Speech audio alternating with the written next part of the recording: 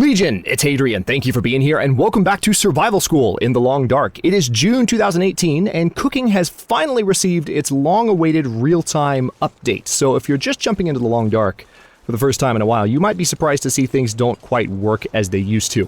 This is not going to be a particularly long video, but I want to go over what's new, what's different, and what's more or less the same about the system. Even though nothing really works the way that it used to, you can still make it work the way that it used to if you want. So some of you may remember that gathering wood in the Long Dark, like for instance that big limb we can see out in the woods there, used to be a matter of stepping outside. This was way back in early access. You would have to step outside and tell the game that you wanted to gather for like 3 or 4 hours in the same way you now tell the game you want to rest or pass time for 3 or 4 hours. And then you would end up with a certain amount of wood based on how successful the die roll was. So it was pretty game changing when those limbs and sticks and branches were all added to the game and you could actually go out and find wood yourself. They've kind of applied the same additional depth to the cooking system. In a similar way, cooking in the Long Dark has always been about lighting a fire, telling the game what you wanted to cook, and then waiting while the game fast-forwarded through the preparation of that food.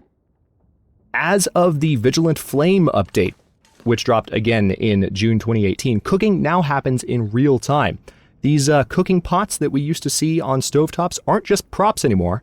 And I would like to spend this episode for just a couple of minutes, again, showing you how this is done and the kinds of things you can do while waiting for these things to happen. First of all, my character is pretty hungry, so we're going to deal with that first. Notice that, by the way, this is not the previous Survival School playthrough. It's not combined with the last episode. This is just a fresh Voyager run, actually, that I did. I ran all the way through Mystery Lake and grabbed a whole bunch of stuff and am now back at the Trapper's Homestead. And notice that I've organized myself pretty well, if I do say so myself. But we have a rabbit carcass here that I snagged on the way back for the purposes of this recording. And I haven't harvested it yet, so we're going to go ahead and take care of that. Not going to worry about the hide or guts, because this is just a food primer here. We're going to use the knife. It's going to take 10 minutes, and we'll have a couple pounds of rabbit meat. Almost 3 pounds of rabbit meat. So we're actually going to take the recycled can here off of the stove. But before I take it off the stove, let me also point out that one of the things that they have added in the Long Dark, and my subscribers are going to be laughing in unison right now, laughing out loud, because it took me a second to figure this out in my current Vigilant, I'll get to you in a second, Mark, in my current Vigilant Flame Interloper series, it took me a moment to realize this. But every single time you consume a canned good, tomato soup, pork and beans, or even dog food, anything in a can, when you are done eating it, the game will drop one of these into your inventory, and they all weigh, at least in imperial units, a third of a pound. So just be aware, don't make the same mistake I did.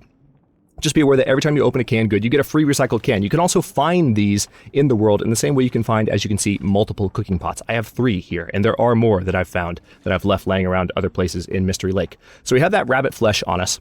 Another thing that they've added, this is a side note as far as additions to the game, but it is an important component, and they kind of added it to feed into the cooking update, and you'll see why. You now have the ability to place items from the radio menu. So let's say that I had first aid selected, and I wanted to put this antiseptic out into the world without going into my backpack. Boom, right click, and I can do that. And that is how you put stuff on stovetops. So what I would do is go to Campcraft, and I would go to my recycled can if I wanted to put that back down, but I don't want to do that, do I? I want to go to food, and we're going to we have 2 pieces of rabbit on us. We have the big piece and the small piece, basically. Pretty normal when you harvest a rabbit. You get one, full-size chunk of meat and then one kind of fraction. Let's go ahead and place, not eat. Right-click, not left-click. We don't want food poisoning, not when we're already hungry. We're going to place this on the stovetop. And voila, we have 1 hour and 15 minutes until that rabbit is ready. I can also go ahead at the exact same time. This is an amazing new addition to the cooking system. Because you can now wait and do other things while something is cooking. Yes, that's a wonderful thing in and of itself, but you can also be cooking something else at the exact same time. So we're going to be melting some snow, which will eventually become, of course, water. So in an hour and 10 minutes, the rabbit will be ready, and in an hour and 15 minutes, the water will be ready. So in the meantime, if I wanted to, say, go into my inventory, sort things by condition, and find the lowest condition item, and go, hey, I would like to go ahead and repair this sock. I still, to this day, having played the Long Dark as long as I have, I still get a little bit nervous that I'm going to harvest it instead of repair it. Let's say I wanted to repair my awesome, decent gauntlets. I actually didn't look at the timer on that repair, so hopefully we won't burn the rabbit. No, it's a let's see. Yeah, 26 minutes until ready. Not a longer repair, thank God. Now, of course, this is a 26-minute repair to get the trail boots cured. So we could do this, and the rabbit would be ready, and the snow would be almost ready. So why not? Just one example of the many things you could do. I could have read a book for an hour. Anything that you could do for an hour. You can even go out and look for more stuff. Or the fire could go out. That could happen too. All the things you have to keep track of. I'm telling you, you don't have any fuel. I didn't realize I had such little fuel left on the fire. Oh, that's right. I meant to walk in at the beginning of the episode and grab some fuel and put it on the fire. That was part of the beginning that I meant to do. My bad. Look at me trying to set up a nice new tutorial for the cooking system and then forgetting to put more wood on the fire. Good job, Hadrian. Thankfully, the rabbit is already cooked. Now, notice something interesting here. I'm going to actually let the snow cook through. Well, as with water in the past, there are two stages to melting snow for water. What you would need to do is first melt the snow and then boil the water in order to get the impurities out so it would be potable. And so we're going to see a transition in just a second to the boiling timer for the water. Now, the same is true, what I'm about to say is true for water just as it is for rabbit or any other meat. It's saying that you have 23 minutes until this item is burned. So I could wait until the last minute and take this off and it would still be good. In the same way that if this non-potable water were done, you know what, I can demonstrate this even better. Let's go ahead and eat, because Mark does need to eat. We're going to take this cooked rabbit. We have the option of taking it or leaving it or eating it.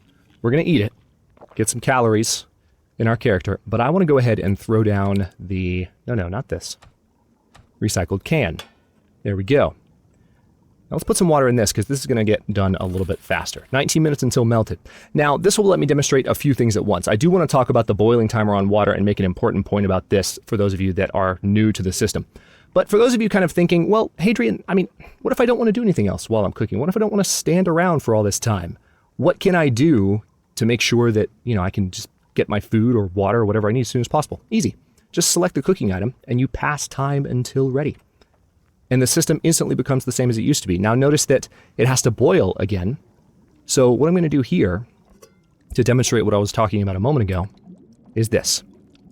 Just like the rabbit was saying there was a certain amount of time until it was burned, there are 29 minutes until the water is boiled dry. Now, whether it's the rabbit or the water, you can take this off at the very last second and you'll still have all of the water or all of the food that you had to begin with. Didn't mean to grab that just now. But you'll have everything that you needed. So you don't have to worry about it boiling off, at least in June, July 2018, you don't have to worry about it boiling off in proportion to how much of the boiling timer here has gone by. If there's 25 minutes or 5 minutes left, it's the same amount of water, but you don't want to let that clock hit 0. Otherwise, the water or whatever you're cooking, if it's the burn timer, will be shot and you won't be able to consume it. So you do have to keep an eye on it. Thankfully, listen.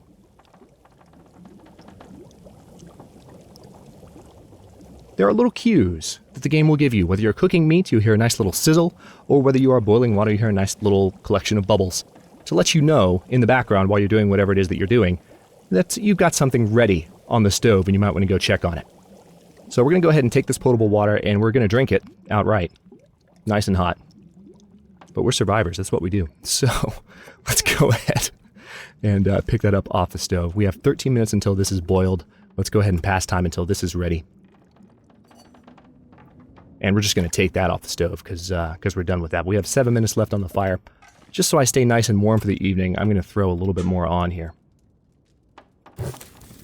Actually, I have the other fir firewood that I picked up as well, so we'll do that too. And the stick. Why not? But believe it or not, as complicated as the change might seem, as much as you might think, oh man, they completely changed the cooking system to make it real time, that's it.